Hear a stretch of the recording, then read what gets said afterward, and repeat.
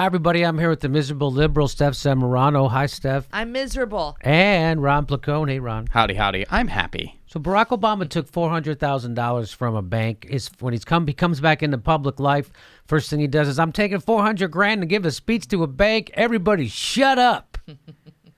I know. We live in a two-tiered society, upper 1%, and everybody else, well, I'm in bed with the 1%. So they asked Bernie Sanders about it. He goes on CBS News now. This is over a week ago this happened, but I want we recorded it for our show, but we had some tech problems and it got erased. So I wanted to redo this. I played this on Aggressive Progressive, the show I do for the Young Turks.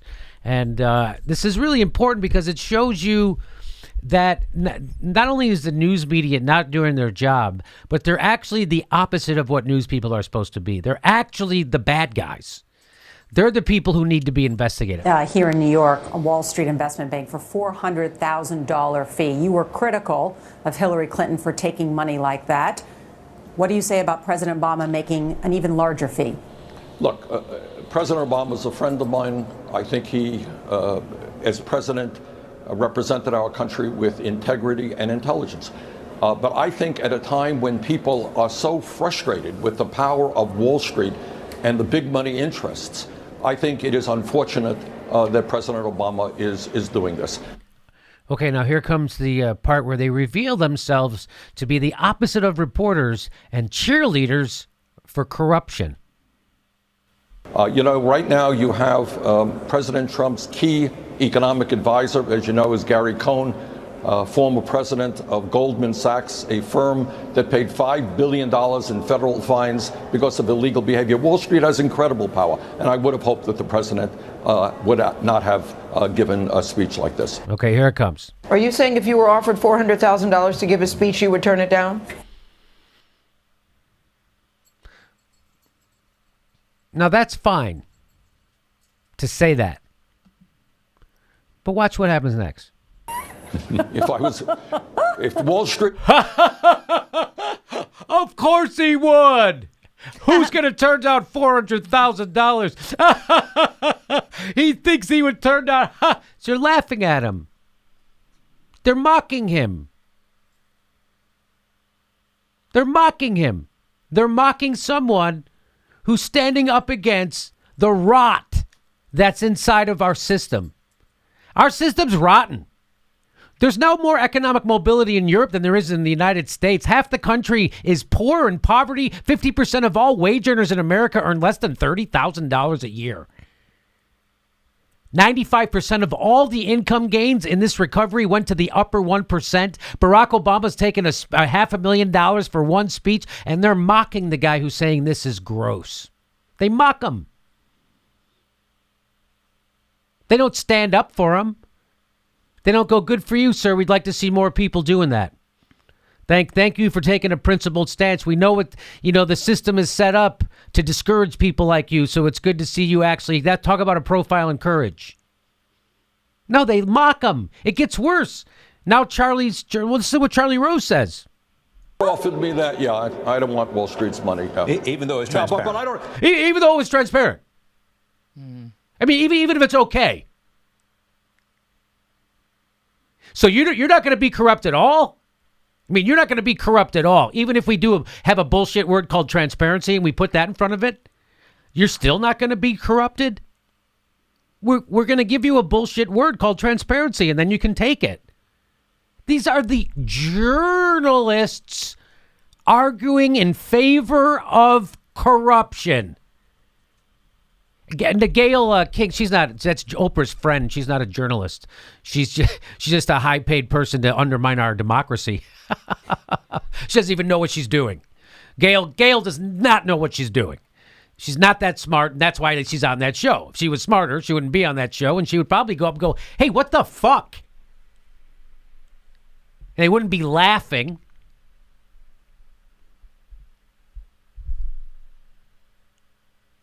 I must tell you, I really don't have to worry about that too much. I haven't gotten too many invitations from Wall Street. I bet there's some people out there. It's a big joke. Our government's bought. And they don't like the guy who's trying to get the corruption out of the guy. It's funny. Look how funny it is. It's funny. We're all rich. It's not like we're killing people around the world at the behest of the petrodollar, and half our country is in poor and poverty, and 50% of all wage earners in America are in less than $30,000, and 30 million Americans don't have health coverage still. Ha ha ha! Mother F. They mock them. They frickin' mock them. That's how they deal with it. They don't. What would a real journalist do? That's not a real journalist, right? That's a pretty person who goes on TV to forward establishment talking points. That's what that is. Someone super attractive in a nice $1,000 dress or whatever. Fantastic with a $700 haircut. He looks fantastic. That they're not doing news. They're doing the opposite of news. They're forwarding corruption as a business model. That's how, what are you talking about? I just like how this could have been dressed up too. You know, how like someone could have been like, yeah, you know, when Bernie Sanders was saying that Barack Obama was wrong for taking that Wall Street money, I held his feet to the fire. Oh, really? You mean you question him on why he's staying with the Democratic establishment, how he plans on fighting that corruption, and what his long-term plan is? Oh, no, I encouraged him to take the money when he gets an opportunity. That's what I held his feet to the fire. So, Ron, you just did a great job. What Ron just pointed out was that as a journalist, the question they should have asked Bernie was, so if you're against this type of corruption, how can you work inside the Democratic Party? Because it's riddled with this. This is their business model. This is what they do. How can you? That's your question, right? That's what you would have asked him. That's what a real journalist would have done. If you want to hold his feet to the fire, that's how you hold his feet to the fire. But they didn't. Not only did they not ask him how he's going to rid the rot of the rest of the Democratic Party, they mocked him. They encouraged him to go be more corrupt. Well, you know, Jimmy, I was reading this headline, and it talked about how President Obama is joining the resistance. Because he gets speaking fees that are irresistible. You know, but the whole idea is, like, I think that's kind of, you know, it's so ironic. You know, just last week he accepted that, you know, that fee, and now he's joining the resistance. And I really can't help but think that the resistance is about resisting what Bernie Sanders and the new... Barack Obama's resistance is resisting progress. It's resisting progressive agendas. It's resisting progressive politicians and progressive policies. That's what Barack Obama and Hillary Clinton are resisting. They're resisting progressives. You're not resisting conservatism, because you guys are. You're neoliberals, which is conservatives that are cool with gays and abortion. And by the way, it took Hillary and Barack Obama. They were the last people to the fucking gay party. And Hillary Clinton, by the way, is open to making some abortion procedures illegal. She said so. So she's even worse than that. So there you go. And so not only did they not ask that question, what Ron said, but not only did they go, oh, so they act like every president does this. Well, every president doesn't do this.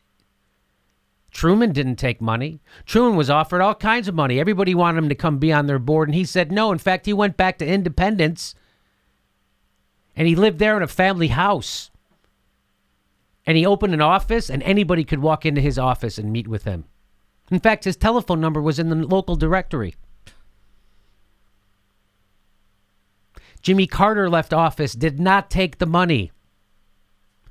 When Barack Obama's going out giving $400,000 speeches to bankers who screwed you over, Jimmy Carter's building houses while he recovers from cancer for poor people. He's out building homes for poor people while he recovers from cancer. Barack Obama's windsurfing with Branson, and then he goes and gives a $500,000 speech to a bank who screwed you over.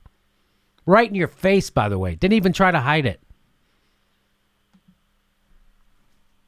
So that's what they should, as a journalist, you would go, well, you're going in the tradition of Jimmy Carter, who today still works with Habitat for Humanity, building houses even as he recovers from cancer surgery. Jimmy Carter, who didn't take a big payout he wrote books. And that's how you make the money, because people buy the books and you get your money $20 at a time, so you don't owe anybody. And you can remain a servant of the people, unlike Barack Obama, Nancy Pelosi, Chuck Schumer, and Hillary Clinton, who are servants of their masters, which is Wall Street. So they could have said that. They could have showed you, hey, Harry Truman didn't. Jimmy Carter still alive right now doing it. No, we pretend. That's how corrupt the system is.